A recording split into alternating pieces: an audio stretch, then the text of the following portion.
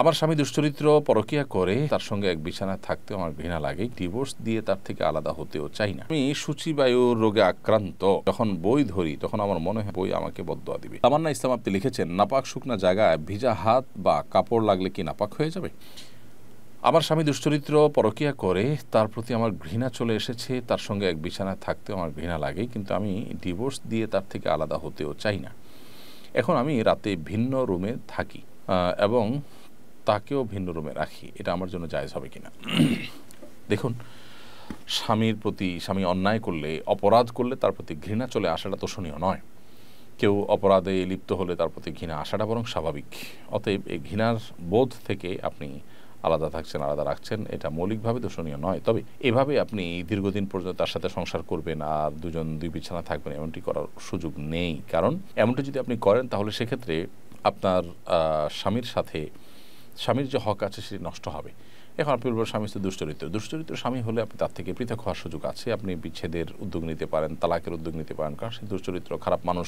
সংশোধন করার চেষ্টা আপনি করবেন। এরপর যদি সম্ভাবনা না থাকে, আশাহত হয়ে যান, তাহলে সেক্ষেত্রে তার থেকে পৃথক হওয়ার রাইট বা অধিকার ইসলাম কিন্তু আপনাকে দিয়েছে।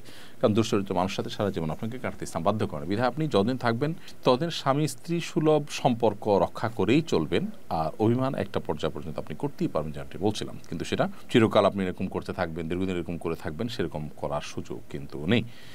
আর এর বাইরে আপনি তার সাথে তার বনিবনা হচ্ছে না বা সেই সংশোধন হচ্ছে না, সেজন্য আপনি বিচ্ছেদের উদ্যোগ নিতে পারেন।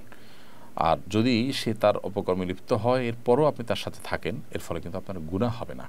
অর্থাৎ আপনি যদি একসাথে থাকেন, একই কক্ষে থাকেন, শারীরিক সম্পর্ক করেন, তাহলে একজন খারাপ মানুষ, তাকে আপনি স্বামী হিসাবে তার সাথে সম্পর্ক বজায় রাখছেন, এই জন্য আপনি গুনাহগার হবেন, ব্যাপারটা সেরকম না। কারণ স্বামী স্ত্রী সুলভ সম্পর্ক যতদিন পর্যন্ত আপনাদের মধ্যে বৈবাহিক সম্পর্ক আছে, ততদিন পর্যন্ত সেই সম্পর্ক বজায় রাখাটা বরং স্বাভাবিক।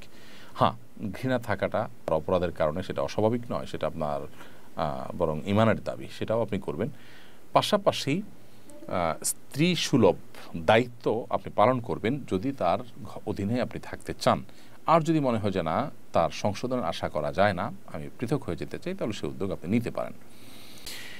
এমডি শিহাব লিখেছেন, আমি সূচিবায়ুর রোগে আক্রান্ত। আমি যখন বই ধরি তখন আমার মনে হয় আমার হাতে ধুলো ময়লা থাকার কারণে বই আমাকে বদদোয়া দিবে। আমার প্রশ্ন হলো, বই কি আসলে দোয়া করতে পারে না? বইয়ের কোনো দোয়া বদদোয়া নেই। আপনার এই সূচিবায়ুটার কোনো মানে নাই বা এটাকে পাত্তা দেওয়ার কোনো কারণ থাকতে পারে না। বই আপনাকে কখনো দোয়া বা বদদোয়া দিতে পারে না। সূচিবায়ুর এই রোগটা থেকে মুক্তির জন্য আপনার যে কাজটি করতে হবে তা হলো আপনাকে ইগনোর করতে হবে। ইগনোর হলো এর ঔষধ। যত বেশি আপনি ইগনোর করবেন, যত বেশি আপনি এটাকে আপনি এড়িয়ে চলবেন, তত বেশি আল্লাহ তাআলা আপনাকে মুক্তি নসিব করবেন। এর বাইরে ওয়াসওয়াসার রুকিয়াহ নামে আপনি অনলাইনে বা প্লে স্টোরে বা ইউটিউবে সার্চ দিলে অনেক রুকিয়ার বিভিন্ন ভিডিও পাবেন। সেই রুকিয়ার ভিডিওগুলো যদি আপনি মনোযোগের সাথে শুনেন, শ্রবণ করেন, আশা করা যায় আল্লাহ তাআলা আপনাকে এই রোগ থেকে মুক্তি দান করবেন। এছাড়া ভালো কোনো রাকির শরণাপন্ন আপনি হতে পারেন, মানসিক কোনো ডাক্তার আপনি দেখাতে পারেন। তামান্না ইসলাম আপনি লিখেছেন, নাপাক শুকনা জায়গায় ভিজা হাত বা কাপড় লাগলে কি নাপাক হয়ে যাবে? কোনো কাপড়ে নাপাক লেগেছে, কোনো শরীরে নাপাক লেগেছে, কোনো জায়গায় নাপাক লেগেছে, সেখানে ভিজা হাত যদি লাগে, আর ভিজা হাতের যে ভিজা ভাব বা তার যে পানি, সেটা লেগে যদি ওই কাপড় বা জায়গা থেকে নাপাকির কোনো আলামত উঠে আসে, অর্থাৎ সে ভিজা হাতে দুর্গন্ধ বা দৃশ্যমান নাপাকি যদি উঠে আসে, তাহলে সেটা নাপাক হবে। আর যদি সেরকম কোনো আলামত না আসে, তাহলে নাপাক হবে না। আস-সুন্নাহ ফাউন্ডেশন, উম্মার স্বার্থে সুন্নাহর সাথে।